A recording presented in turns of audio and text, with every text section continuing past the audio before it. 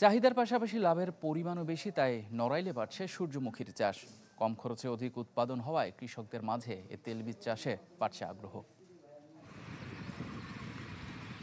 নড়াইলের দিগন্তজোড়া গ্রামে নজরকাড়া শোভায় পাপড়ি মেলেছে রাশি রাশি সূর্যমুখী। এই দৃশ্য জেলার বেশ কয়েকটি গ্রামের। কম খরচ আর উৎপাদন হয় ব্যাপক হারে, তাই জেলায় বাড়ছে সূর্যমুখীর চাষ। কৃষকরা বলছেন, একর প্রতি সূর্যমুখী চাষে খরচ ৩৬,০০০ টাকা। খরচ শেষে বিক্রিতে লাভ প্রায় ১ লাখ টাকা পর্যন্ত। খরচের তুলনায় লাভের পরিমাণ বেশি হওয়ায় এই শস্য চাষে আগ্রহী হচ্ছেন অনেকেই। ২৫ শতক জমি লাগাইছি আমি, তাতে ৫ মণ ১০ কেজি পাইছি। আগামীতে আমরা বেশি করব। এতে ফলন বেশি, দামও ভালো। সূর্যমুখী চাষ সবচেয়ে ভালো, এখন এতে লাভজনক। আমি এতে ২৮০০ টাকা করে বিক্রি করেছি।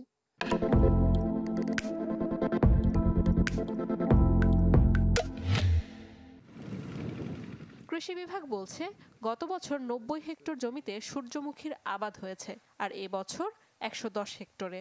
হাইসান ৩৩, ৩৬ এবং উচ্চ ফলনশীল বাড়ি সূর্যমুখী ৩-এ মিলছে সুফল। চাষ উপযোগী মাটি হওয়ায় ভোজ্য তেলের চাহিদা মেটাতে কৃষি বিভাগের সহায়তা অব্যাহত থাকবে বলে জানান কৃষি কর্মকর্তারা। বিদেশ থেকে আমদানি করতে যে বাড়তি খরচ হয়, সেই খরচটা কমানোর জন্যই তেল জাতীয় ফসল আবাদের দিকে নড়াইল জেলা কৃষি সম্প্রসারণ অধিদপ্তরের বিভিন্ন কর্মকর্তাগণ চাষিদেরকে পরামর্শ দিয়ে যাচ্ছেন।